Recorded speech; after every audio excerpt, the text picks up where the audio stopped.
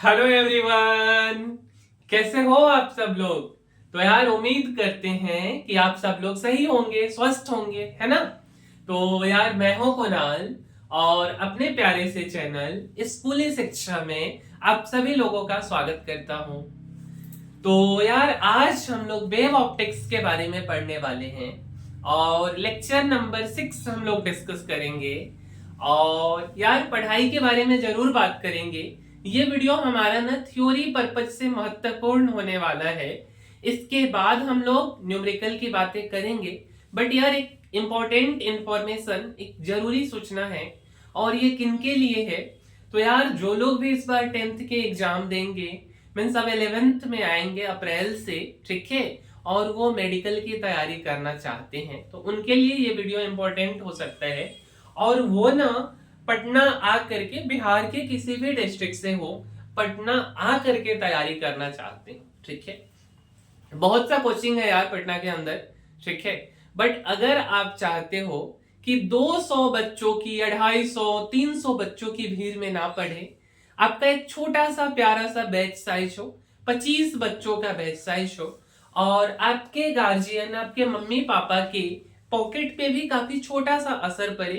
Means यार आज के डेट में जो फी है वो 1.5 लाख 2 लाख रुपए, इवन ऑनलाइन का फी भी आजकल 60,000 1 लाख रुपए पे चला गया है। रिजल्ट ओरिएंटेड क्लास की हम बात कर रहे, ऐसा नहीं कि 3-4 हजार वालों की हम बात कर रहे, ठीक है।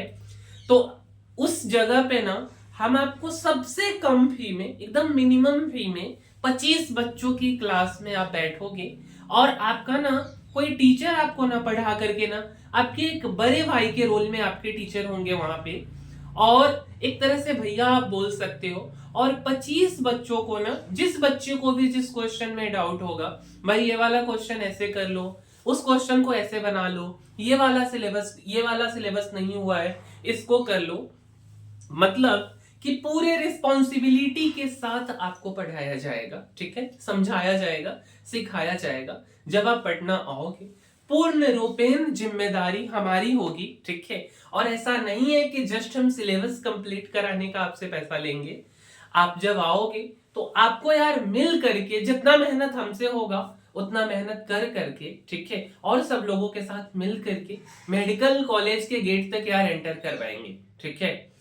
तो मेरे भाई, अगर आप गार्जियन हो या आप तक ये वीडियो पहुंचती है, तो जिनके भी बच्चे 10th क्लास में है, 10th का एग्जाम दे रहे हैं, उन तक आप ये वीडियो को पहुंचाइए। और विशेष इंफॉर्मेशन ना, आप हमारे इन दोनों कांटेक्ट नंबर से, ठीक है, ये दोनों हमारा कांटेक्ट नंबर है, इन दोनों कांटेक्ट नंबर पे आप कॉल करके आप पता कर सकते हैं, ठीक है।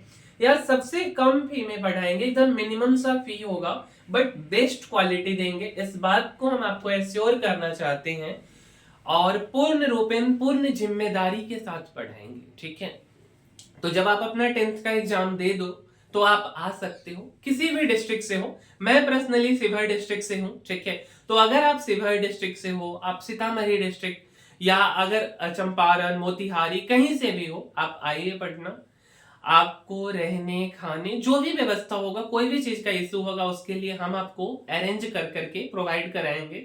बट यार मन से पढ़ेंगे, एक जिम्मेदारी से 2 साल मेहनत करके इसको पंचवर्षीय योजना ना बनाएंगे, ठीक है। तो ये है। और यार मिल करके मेडिकल कॉलेज तक पहुंचेंगे, ठीक। तो आते हैं अब अपने सिलेबस, अपने टॉपिक पे। काफी दिनों से यार वीडियो नहीं आया था, है ना। तो यार कुछ अरेंजमेंट में लगे हुए थे, इस कारण वीडियो नहीं आया। बट चलिए ठीक है।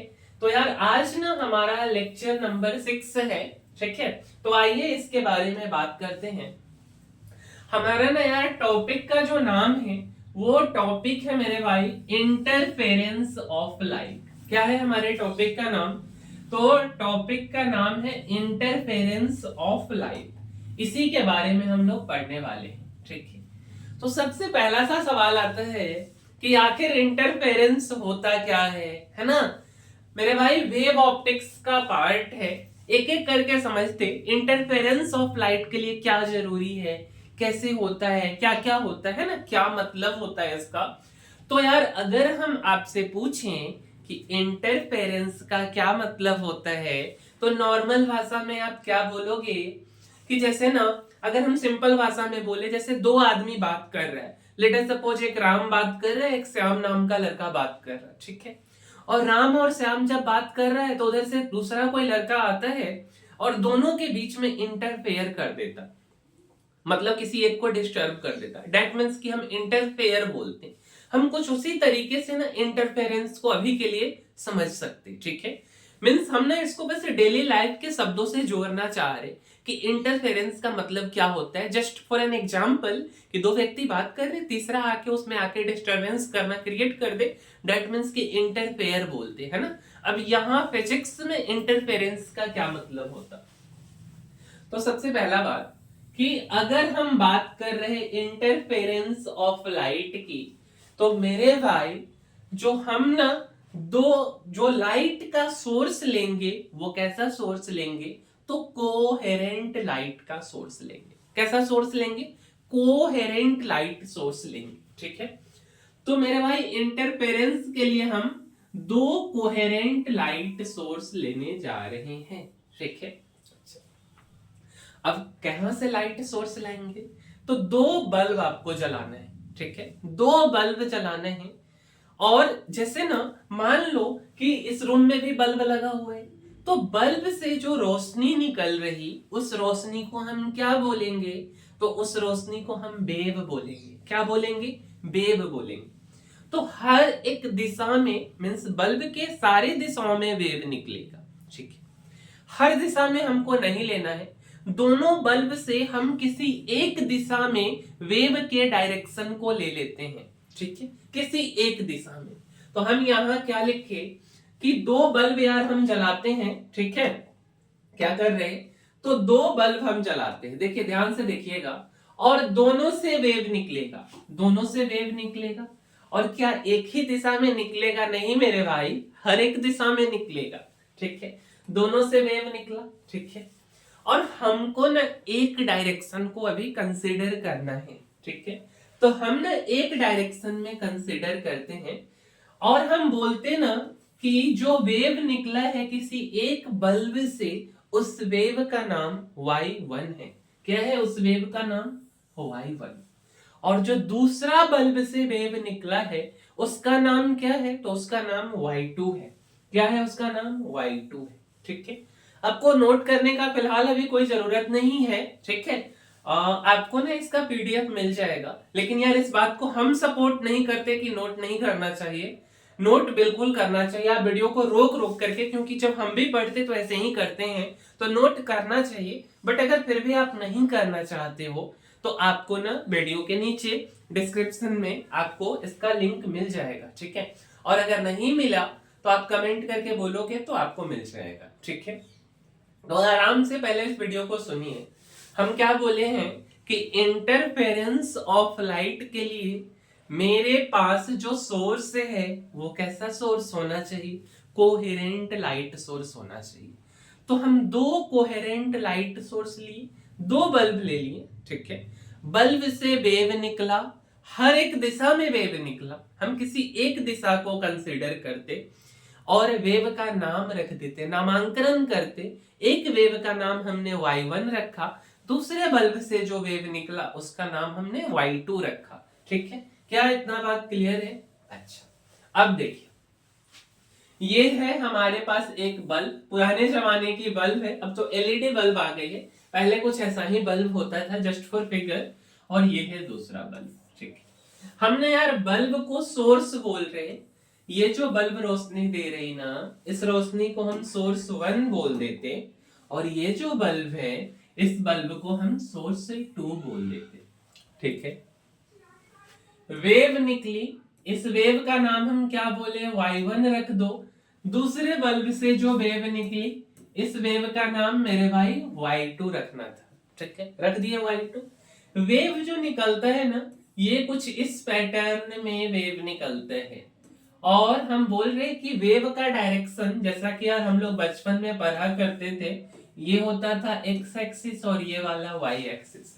तो वेव का दिशा कौन सा है, एक्स एक्सिस की तरफ है। दोनों का डायरेक्शन हम सेम ले रहे, तो ये भी वेव निकला एक्स एक्सिस। ये y1 से कंफ्यूज मत कीजिएगा, वेव का नामांकन हमने y1 और y2 किया, ठीक है।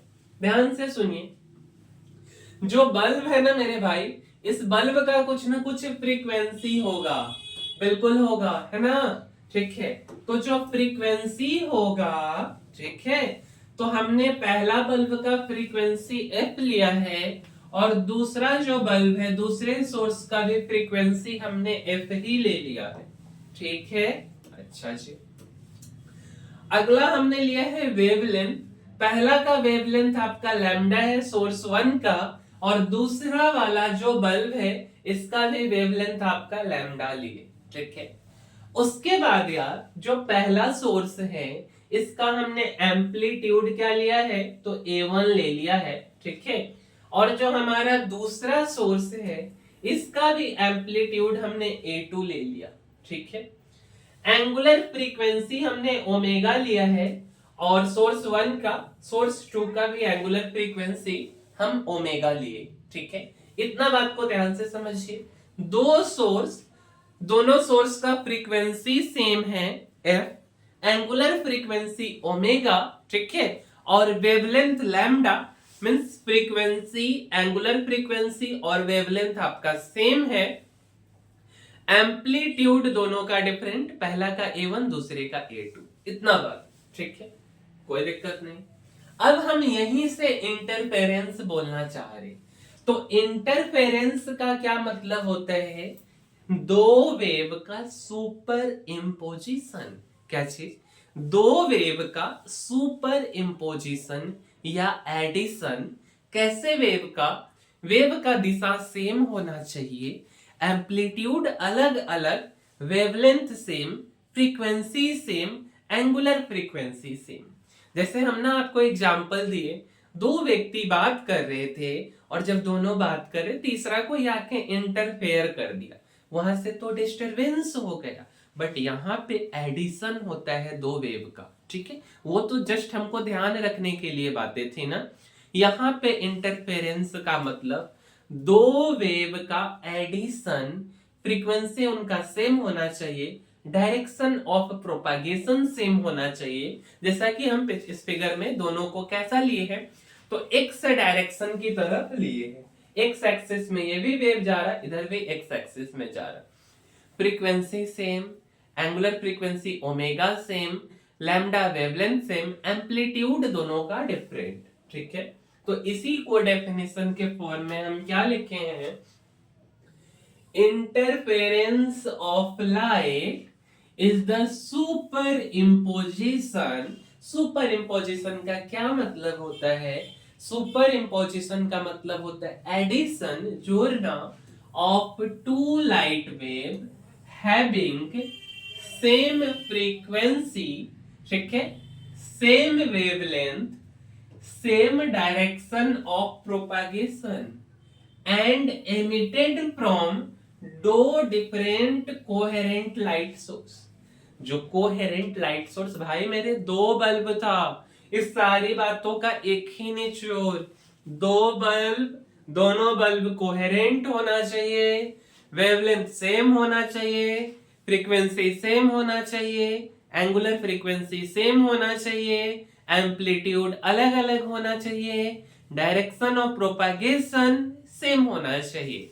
और इसी को जब हम जोड़ देंगे तो या सुपर इम्पोज कर देंगे, उसका मतलब इंटरफेरेंस होता है। ठीक है, दूसरा बात, हम बार बार कोहेरेंट लाइट सोर्स बोल रहे हैं, तो कोहेरेंट लाइट सोर्स का अगर हमसे कोई एग्जांपल पूछ ले, हम कहां से लाएंगे। जैसे हमने यहाँ एक बल्ब के बारे में बात की, तो जैसे लेजर लाइट होता है ना, वो कोहेरेंट लाइट सोर्स का एग्जांपल है। तो हम यार एग्जांपल यहाँ लिखे हैं कि लेजर लाइट जो है वो कोहेरेंट लाइट सोर्स का एग्जांपल है। या अगर हम साउंड वेव की बात करें तो मेरे भाई साउंड वेव भी कोहेरेंट लाइट सोर्स का एग्जांपल है। ठीक है, चलिए पहले जैसा लिखते थे यार उसमें मजा नहीं आता था। शायद यार हम उम्मीद करते हैं कि जो अभी वाला वीडियो है इसमें थोड़ा सा इंटरेस्टिंग लग रहा होगा, आपको समझ में थोड़ा सा क्लियर कट आ रहा होगा, है ना। चलिए आगे बढ़ते। यार हम जो बल्ब लिए ना, बल्ब को हम क्या बोले थे, तो बल्ब को हमने सोर्स बोला था। क्या बोला था, सोर्स। पहला बल्ब को सोर्स 1, दूसरे बल्ब को सोर्स 2। ठीक है, कोई दिक्कत नहीं। फिलहाल हमारा बल्ब का ये वाला फिगर है, ये फिगर बल्ब का है, और हमने इसको सोर्स 1 बोले और इसको हम सोर्स 2 बोले। भाई जब बल्ब वेव एमिट कर रहा है ना, तो कुछ इस तरीके से स्फेरिकल टाइप वेव एमिट कर रहा है। जैसे पहला वेव ये हो गया, फिर ये। ठीक है, कुछ हम ऐसा एज्यूम करना चाह रहे। ये जो सोर्स 2 है, दूसरा बल्ब, ये एक वेव ऐसे निकाला, दूसरा वेव, तीसरा वेव। कलर ध्यान में रखिएगा, ये वाला कलर आपको कौन सा कलर है? ब्लैक। ये भी ब्लैक है उस साइड सोर्स 1 का, ये रेड। उसी तरीके से ये ब्लैक रेड ब्लैक एमिट कर रहा। ठीक है, जब मेरे भाई हम एक कमरा को बंद कर दें, एक रूम को बंद कर दें, दो बल्ब, दो कोहेरेंट लाइट सोर्स को जला दें, ठीक है, या दो म्यूजिक सिस्टम, दो बाजा को बजा दें, ठीक है, तो जब आप उसको बजाओगे, फिगर के फॉर्म में हम लाइट की ही एग्जांपल लेते हैं, तो जैसे लाइट से वेव निकला ना, और ये वाला वेव हम सोर्स 1 से बोल रहे हैं ना, ये ब्लैक कलर ध्यान दो, और सोर्स 2 से ब्लैक कलर, जहां पे सेम कलर इंटरसेक्ट करेगा, जहां पर सेम कलर इंटरसेक्ट करेगा, वहां पे इंटेंसिटी मैक्सिमम होगा। तो यहां सेम कलर इंटरसेक्ट कर रहा है दोनों सोर्स का, तो यहां पे इंटेंसिटी क्या होगा आपका? तो मैक्सिमम होगा। ये वाला पॉइंट, ये वाला जो पॉइंट, यहां पे भी इंटेंसिटी मैक्सिमम होगा। जहां पे डिफरेंट कलर इंटरसेक्ट है, पहला सोर्स का रेड कलर और दूसरा सोर्स का ब्लैक कलर, यहां पे इंटेंसिटी मिनिमम होगा। ठीक है, बस ध्यान हमको ये रखना है, डायरेक्शन ऑफ प्रोपैगेशन दोनों का सेम लेना है, एंगुलर फ्रीक्वेंसी सेम लेना है, फ्रीक्वेंसी सेम लेना है, ठीक है, वेवलेंथ सेम लेना है, एम्पलीट्यूड अलग अलग लेना है। तो मेरे भाई एंगुलर फ्रीक्वेंसी ओमेगा सेम होना चाहिए, lambda same, frequency same, amplitude अलग अलग, A1 और A2, ये ओमेगा सेम, F सेम, ठीक है, और आपका इसमें लैम्डा, लैम्डा भी सेम है, और डायरेक्शन ऑफ प्रोपागेशन भी आपका सेम है। दूसरी बात कि जहां पे दोनों लाइट का सेम कलर इंटरसेक्ट करेगा, समझने के लिए उस पॉइंट पे इंटेंसिटी मैक्सिमम होगा या ब्राइट पॉइंट होगा। अगर आप वहां खड़े हो जाओगे ना, या अगर आप वहां देखोगे तो आपको बहुत रोशनी दिखाई देगी। ठीक है, जहां पे दोनों बल्ब का अलग अलग कलर इंटरसेक्ट करेगा, वहां अगर आप खड़े हो जाओगे, आपको अंधेरा दिखाई देगा, इंटेंसिटी मिनिमम होगा। ठीक है, ये चीज लाइट के केस में भी होगा और साउंड के केस में भी होगा, कि अगर एकदम डिस्को बाजा बजा दिए, ठीक है, एक ही रूम में पूरा रूम को क्लोज कर दिए, डार्क रूम है, तो किसी पॉइंट पे आपको बहुत लाउड आवाज सुनाई देगा, किसी पे बिल्कुल कम सुनाई देगा। तो जहां पे लाउड सुनाई देगा, सेम कलर इंटरसेक्ट कर रहा है, इंटेंसिटी मैक्सिमम है, जहां पे कम सुनाई देगा, इंटेंसिटी मिनिमम है या डार्क पॉइंट है। उसको मैक्सिमम इंटेंसिटी को हम ब्राइट बोलते थे, मिनिमम इंटेंसिटी को हम डार्क बोलते थे। ठीक है, तो ये हमारा सेकेंड नंबर पॉइंट है। आइए आगे बढ़ते। अगला यार इसी का एक दूसरा सा डेफिनेशन है तीसरा नंबर पॉइंट में, क्योंकि दो तीन डेफिनेशन हो सकता है ना। When to coherent light wave, क्या लिखा गया देखिए, तो when to coherent light wave, ठीक है, अच्छा, constant phase difference, constant phase difference, frequency same, ठीक है, same wavelength, same direction of propagation are superimposed, added in medium, then the intensity of resultant wave increases, means की intensity maximum at some point and decreases, मतलब कि intensity minimum at some other points, और this phenomenon of light is called interference of light। क्या मतलब इसका निकला? ये तो पट पट पट पट हम पढ़ दिए, बट इसका कुछ मतलब भी तो निकलना चाहिए ना। कुछ मतलब नहीं, सिंपल सा मतलब है कि लाइट वेव, लाइट का सोर्स दो और कोहेरेंट होना चाहिए, फेज डिफरेंस उनका कांस्टेंट होना चाहिए। ध्यान से सुनिएगा, दो लाइट वेव या दो सोर्स, फेज डिफरेंस कांस्टेंट होना चाहिए, ठीक है, फ्रीक्वेंसी सेम होना चाहिए, सेम वेवलेंथ होना चाहिए, डायरेक्शन ऑफ प्रोपागेशन सेम होना चाहिए। और उनको जब आप सुपर इम्पोज करोगे बेटा, ठीक है, या जोड़ोगे किसी एक मीडियम में, तो इंटेंसिटी जो होगा रिजल्टेंट वेव का वो बढ़ जाएगा। इंटेंसिटी मैक्सिमम होगा कुछ पॉइंट पे, और कुछ पॉइंट पे इंटेंसिटी घट जाएगा। जहां इंटेंसिटी घटेगा उसको हम इंटेंसिटी मिनिमम बोलेंगे, ठीक है। और इसी फेनोमेनन ऑफ लाइट को इंटरफेरेंस ऑफ लाइट बोलेंगे। यही इसका कहानी है। क्या हमने बोला? दो लाइट सोर्स होना चाहिए, कोहेरेंट होना चाहिए, फेज डिफरेंस कांस्टेंट होना चाहिए, फ्रीक्वेंसी सेम होना चाहिए, वेवलेंथ सेम होना चाहिए, एंगुलर फ्रीक्वेंसी सेम होना चाहिए, एम्पलीट्यूड अलग अलग होना चाहिए, डायरेक्शन ऑफ प्रोपागेशन सेम होना चाहिए। और जब हम उनको ऐड करेंगे, सुपर इम्पोज करेंगे, तो क्या होगा? कुछ पॉइंट पे इंटेंसिटी मैक्सिमम हो जाएगा जिसको हम ब्राइट पॉइंट बोलेंगे, कुछ पॉइंट पे इंटेंसिटी मिनिमम हो जाएगा जिसको हम डार्क पॉइंट बोलेंगे, और इसी को तो हम इंटरफेरेंस ऑफ लाइट बोलते हैं, ठीक है। तो क्या इंटरफेरेंस ऑफ लाइट समझ आया?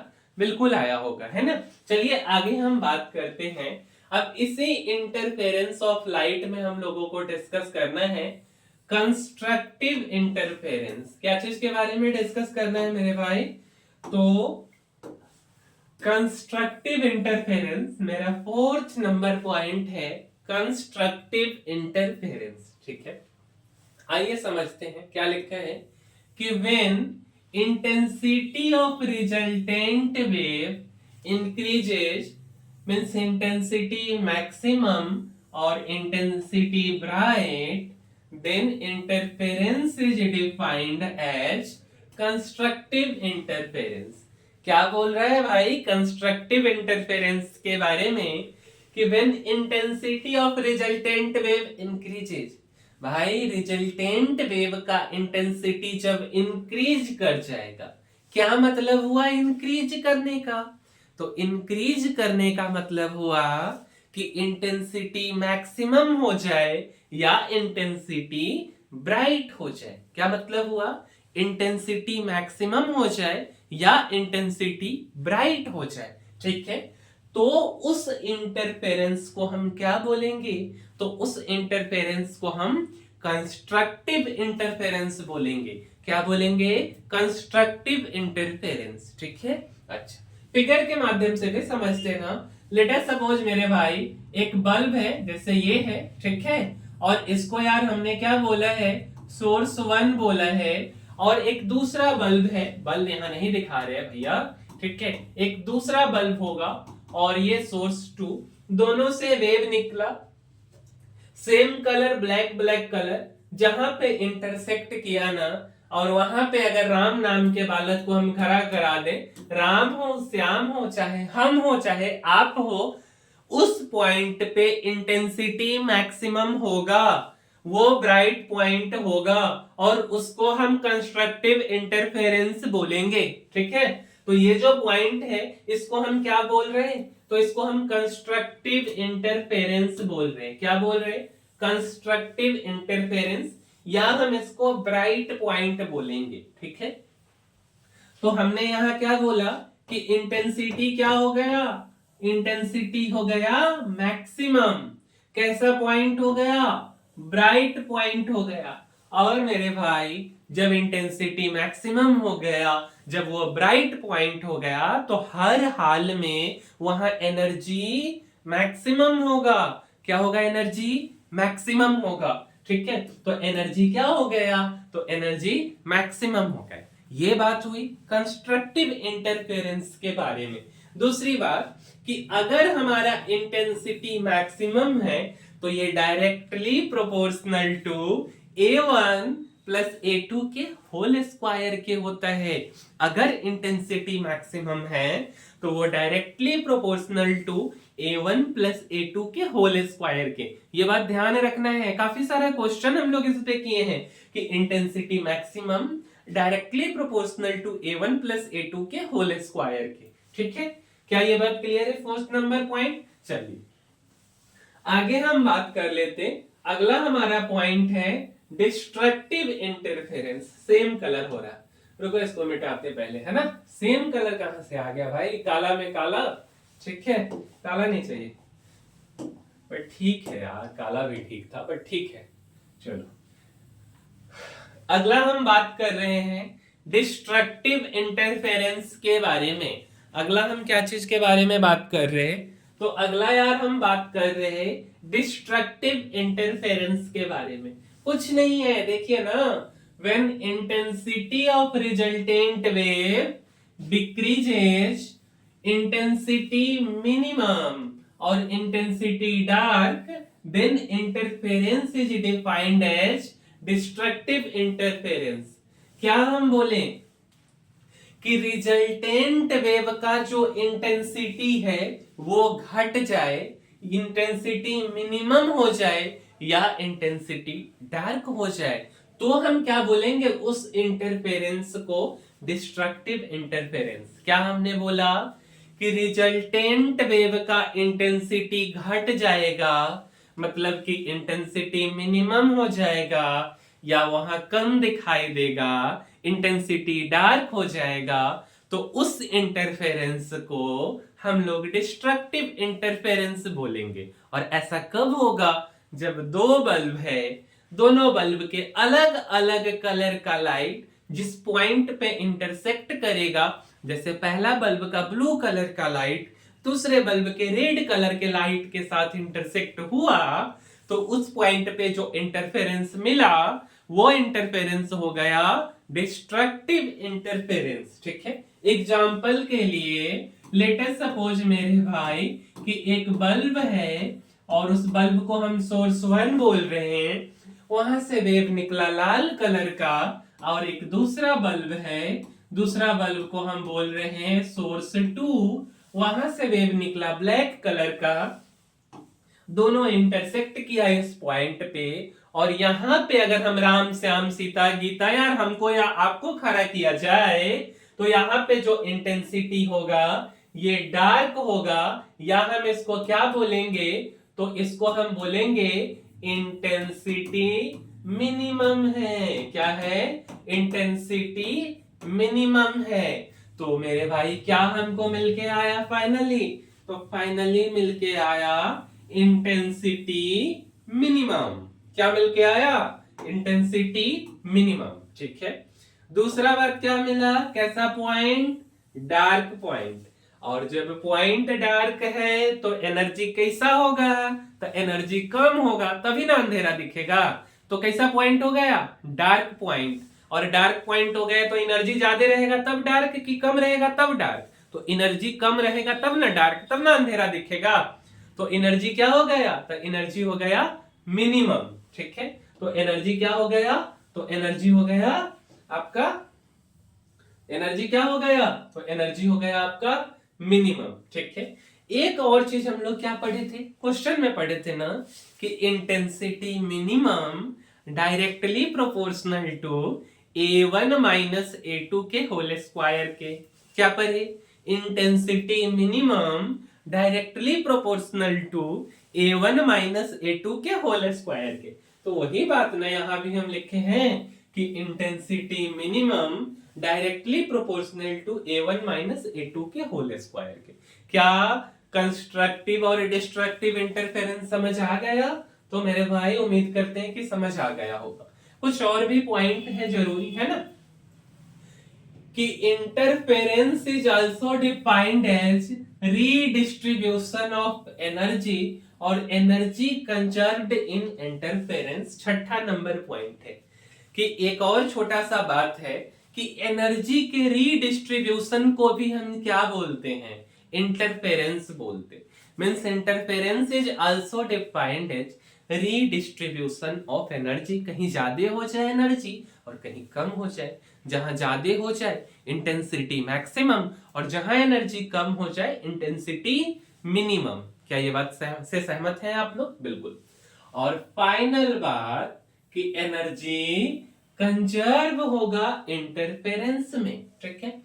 7 नंबर पॉइंट, 7 नंबर पॉइंट क्या है कि interference of wave applicable for both light wave, applicable for both light wave and sound wave, कि इंटरफेरेंस जो है, वेव का जो इंटरफेरेंस है वह लाइट वेव के लिए भी एप्लीकेबल है और ध्वनि वाला वेव मतलब कि साउंड वेव के लिए भी एप्लीकेबल है। ठीक है, चलिए आगे बढ़ते हैं। ये था हमारा पहला नंबर पॉइंट। ठीक है, अगला पॉइंट है सुपर इम्पोजिशन। भाई जोड़ने का बहुत चर्चा की है ना, ठीक है, अब जोड़ने का जब चर्चा की है तो उसको जोड़ देते हैं। तो बात करते हैं सुपर इम्पोजिशन, जो हमारा दूसरा टॉपिक है, of to coherent light wave. कौन सा टॉपिक है? तो मेरे भाई सुपर इम्पोजिशन ऑफ दो कोहेरेंट लाइट वेव को ले आओ और उसको जोड़ के बताओ। ठीक है, जोड़ते हैं, कोई बात नहीं।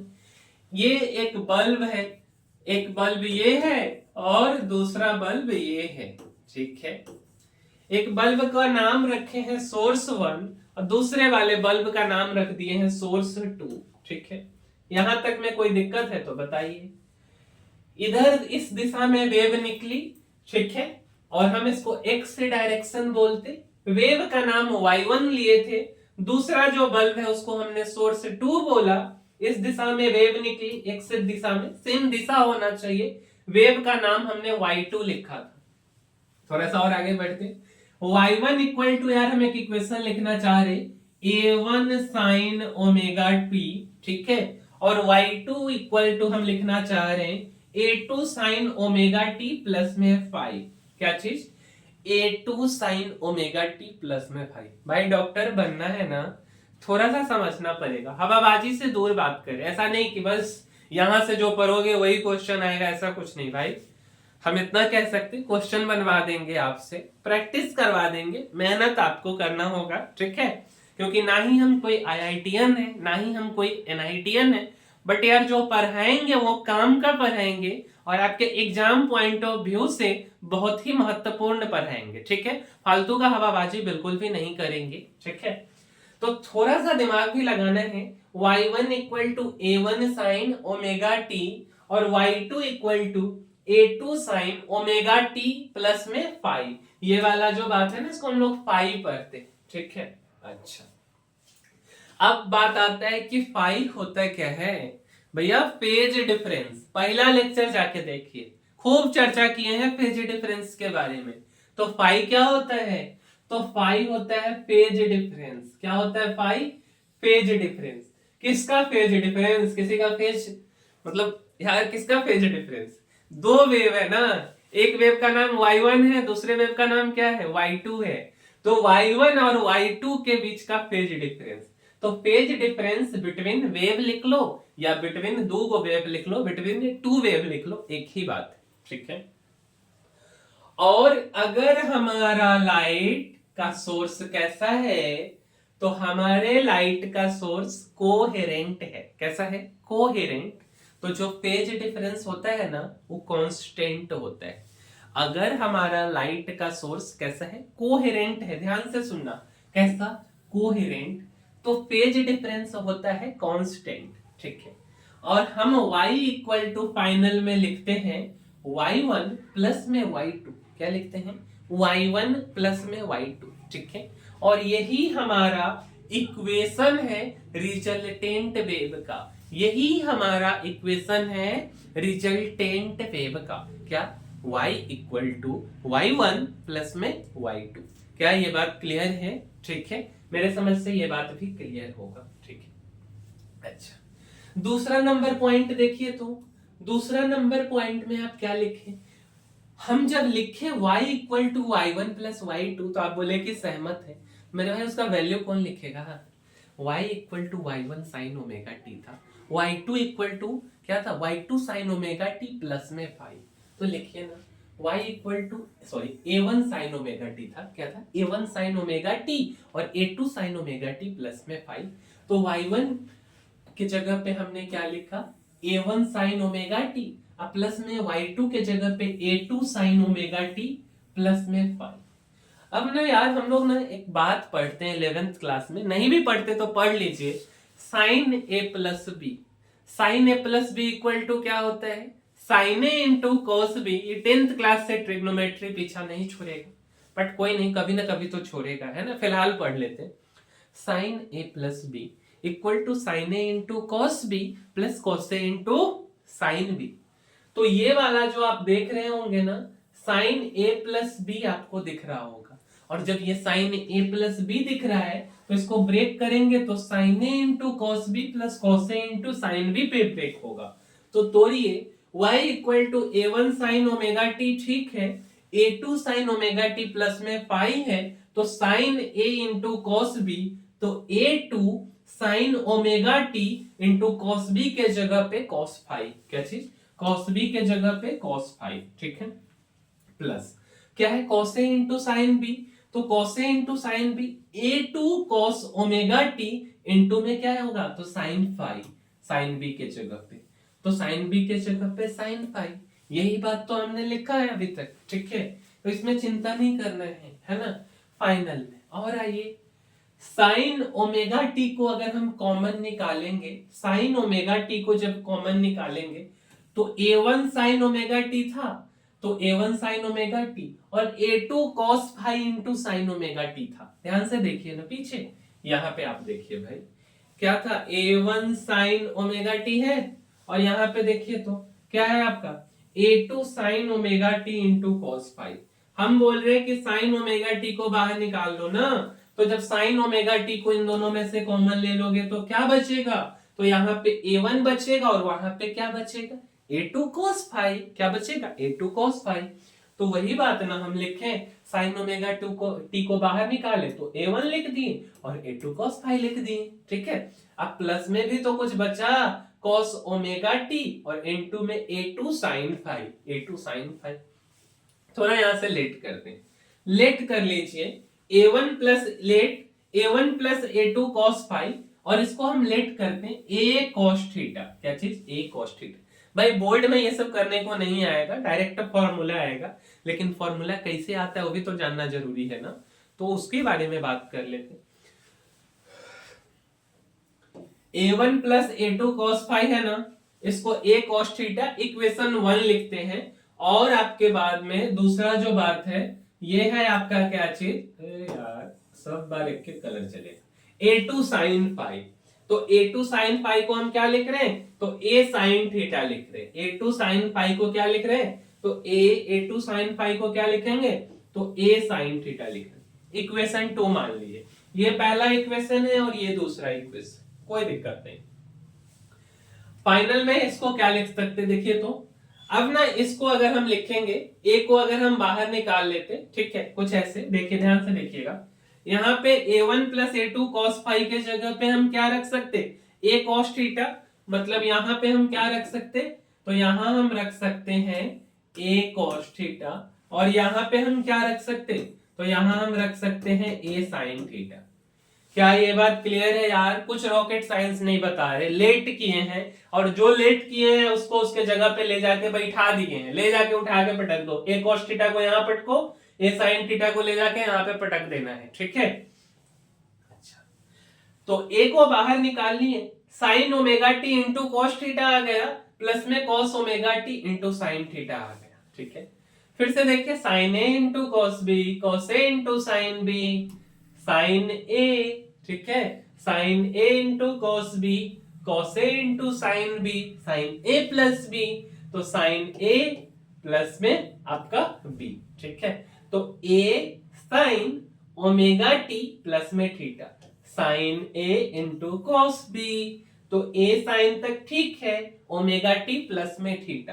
तो ये जो y आया है ये इक्वेशन ऑफ रिजल्टेंट वेव, क्या आया, इक्वेशन ऑफ रिजल्टेंट वेव, तो y equal to a sine omega t plus में क्या आ गया, थीटा, y इक्वल टू क्या आया, a sine omega t plus में थीटा, ठीक है, थीटा। तीसरा पॉइंट क्या है, y इक्वल टू आ गया a sine omega t plus में थीटा, क्या आया, थीटा, ठीक है। और देखिए अब यहां जो भाई a है, ये जो a दिख रहा है ना, ये a क्या है, एम्पलीट्यूड है, एम्पलीट्यूड किसका, रिजल्टेंट वेव का।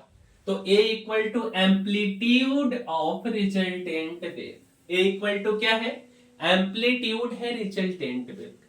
अब जो आप पहला इक्वेशन और जो दूसरा इक्वेशन आप माने थे, इन दोनों को स्क्वायर करके जोड़ दीजिए। ध्यान से देखिए, दोनों को स्क्वायर करके जोड़ना है, पहला इक्वेशन को और दूसरा इक्वेशन को।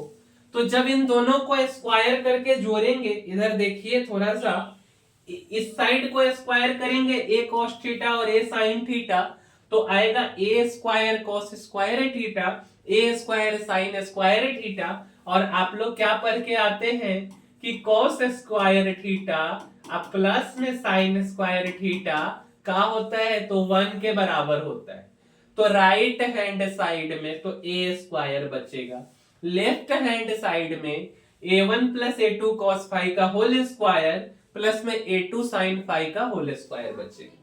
तो आप देखिए कि क्या हम वही लिखे हैं, राइट हैंड साइड में a स्क्वायर और लेफ्ट हैंड साइड में a1 plus a2 cos phi का होल स्क्वायर और a2 sin फाई का होल स्क्वायर।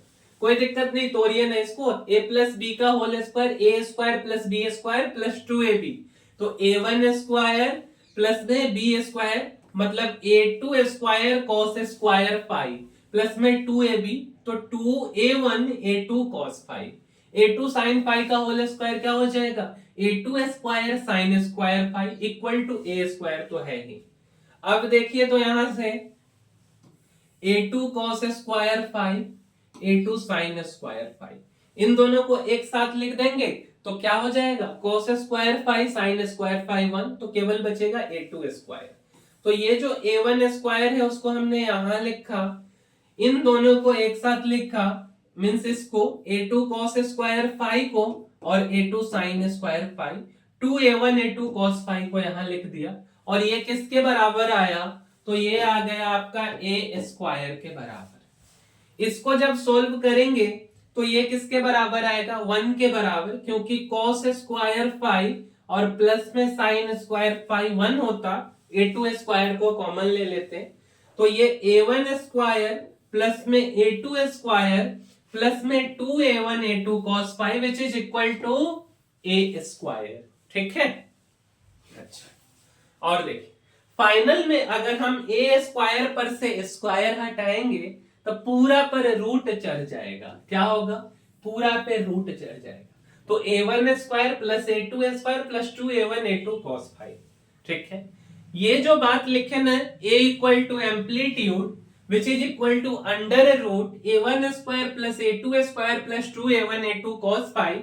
10 क्वेश्चन है मेरे भाई इस इक्वेशन से, लगभग 10 क्वेश्चन। ठीक है, और जब आप 200 बच्चों की भीड़ में पढ़ोगे तो शायद आप अपना डाउट नहीं पूछ पाओ, क्योंकि अभी से पीछे जो हम डिस्कस किए, हम अपने एंड से हर एक बात आपको समझाने का कोशिश किए, बट इस बात की कोई गारंटी हम नहीं ले सकते कि हर एक बात आपको 101% समझ आया हो।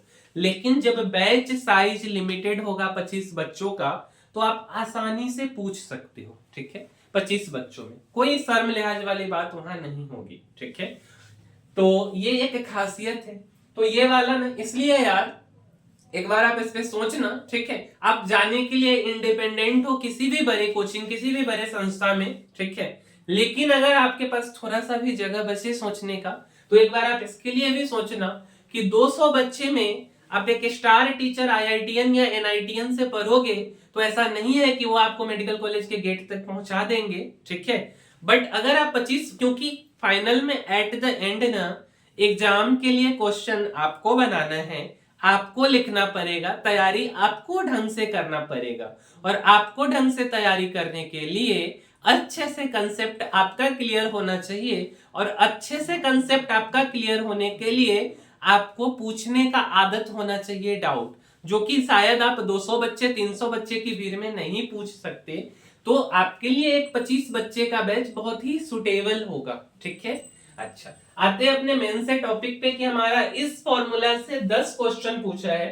अभी हमारा कोई इरादा नहीं है क्वेश्चन कराने का, अगले वीडियो में जरूर कराएंगे, खूब अच्छा खूब प्यारा प्यारा सा क्वेश्चन कराएंगे। फिलहाल जो मेरे पास इक्वेशन था पहला और दूसरा इक्वेशन और पहला को अगर डिवाइड कीजिएगा ना, एक साइड में आएगा tan थीटा और दूसरे साइड में आएगा a2 sin फाई और नीचे आ जाएगा a1 plus a2 cos phi. ठीक है, थीटा इक्वल टू क्या होगा, tan इनवर्स उधर चला जाएगा, a2 sin phi divided by a1 plus a2 cos phi.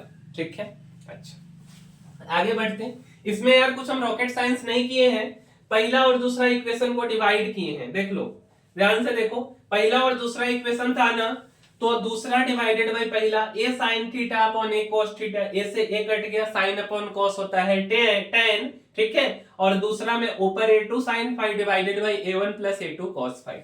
यही बात लिखे, तो ऐसा नहीं बहुत सोच विचार करना है कि क्या बोल दिए बीच में। ठीक है, टेंशन नहीं लेना इस बात में। और थीटा इक्वल टू क्या आ गया, tan inverse a2 sin phi divided by a1 plus a2 cos phi. अच्छा आगे बात करते, चौथा नंबर पॉइंट, एम्पलीट्यूड का स्क्वायर बराबर क्या आया, तो a1 स्क्वायर प्लस में a2 स्क्वायर प्लस में 2a1 a2 cos phi, amplitude के स्क्वायर के बराबर है ना। अच्छा आगे बात करते हैं, एक और बहुत ही प्यारा सा हम लोग ना बात पढ़े थे, I इक्वल टू होता है इंटेंसिटी, और हम लोग क्या पढ़े थे, intensity directly proportional to amplitude के स्क्वायर।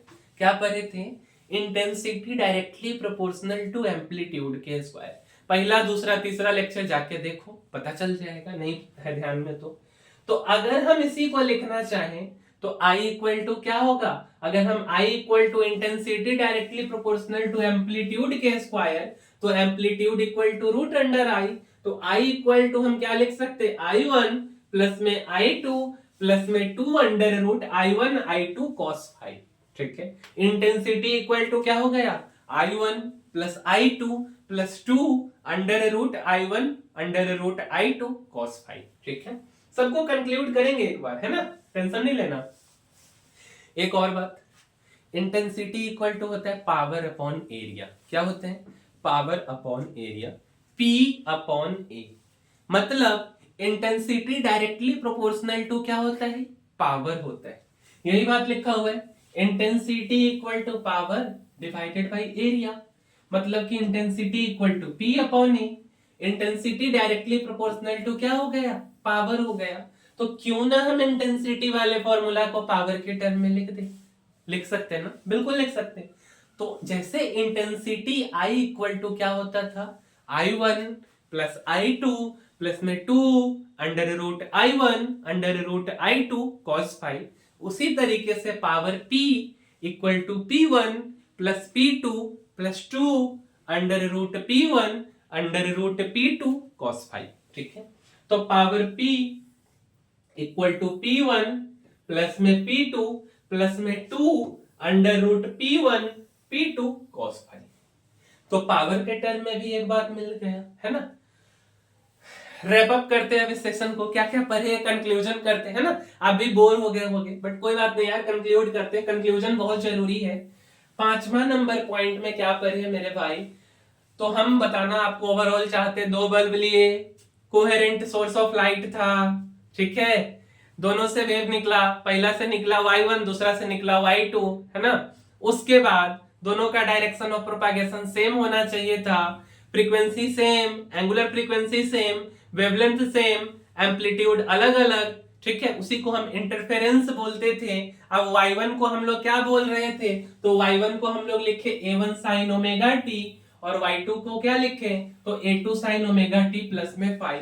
जब हम इसको जोड़े तो y इक्वल टू क्या आया, y1 प्लस में y2। ठीक है, अच्छा ये बात तो आ गया। अच्छा, फाइनल में रिजल्टेंट वेव का जो इक्वेशन आया, y इक्वल टू क्या आया, तो a sin ओमेगा t और प्लस में क्या आ गया, थीटा आ गया, है ना। एम्पलीट्यूड का जो वैल्यू आया, फॉर्मूला आया under root a1 square a2 square 2a1 a2 cos phi. Intensity का जो वैल्यू आया I1 प्लस में I2 plus 2 under root I1 I2 cos phi. ठीक है, अच्छा पावर के टर्म में जो वैल्यू आया P1, ठीक है, क्या आ गया, power equal to P1 plus में P2 प्लस में 2 under root P1 P2 cos phi, ठीक है।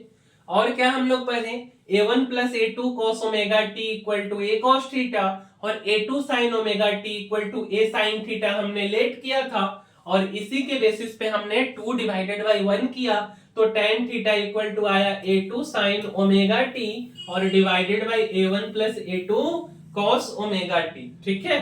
और थीटा इक्वल टू क्या आ जाता, तो थीटा इक्वल टू आपका क्या आ जाता मेरे भाई, तो थीटा इक्वल टू आ जाता tan इनवर्स, और tan इनवर्स क्या आता, तो tan inverse A2 sin omega t और डिवाइडेड बाय A1 प्लस में A2 और cos ओमेगा t, ठीक है।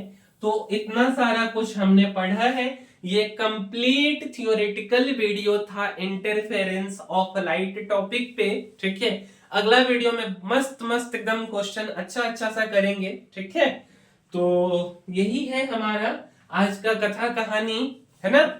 और इसी के साथ अपने वीडियो को क्लोज किया जाएगा। बट आखिरी में फिर से वही बात कि जो लोग भी 10th का एग्जाम इस बार दे रहे हैं और 11th और 12th में वो मेडिकल की तैयारी करना चाहते हैं और करना ऐसे चाहते हैं कि आने वाले 2 सालों में उनका रिजल्ट हो जाए, ठीक है। ऐसा नहीं कि उसको पंचवर्षीय योजना की तरह आगे बढ़ाते जाया जाए। तो मेरे भाई एक छोटा सा बैच साइज 25 बच्चों का पटना में अगर आप पढ़ना चाहते हैं तो आप हमसे हमारे कांटेक्ट नंबर पे जो कि पहला स्लाइड में है कांटेक्ट कर सकते हो, ठीक है। हमारे बैच साइज की लिमिट केवल 25 बच्चों की होगी। और यार पूरे मतलब क्या बोल सकते, ऑनेस्टी ईमानदारी के साथ पढ़ाया जाएगा और पढ़ाया नहीं जाएगा, मेडिकल कॉलेज तक आपको पहुंचाया जाएगा। दूसरी बात कि सबसे कम फी में पढ़ाएंगे। अभी फी हम डिस्क्लोज नहीं कर रहे, बट अंडर 1 लाख वो फी होगा, ठीक है। तो एक बार आप इसके लिए सोच सकते हो, ठीक है। तो इसी के साथ यार हम अपने वीडियो को क्लोज करते हैं, खत्म करते हैं और मिलते हैं अगले वीडियो में। तब तक के लिए धन्यवाद।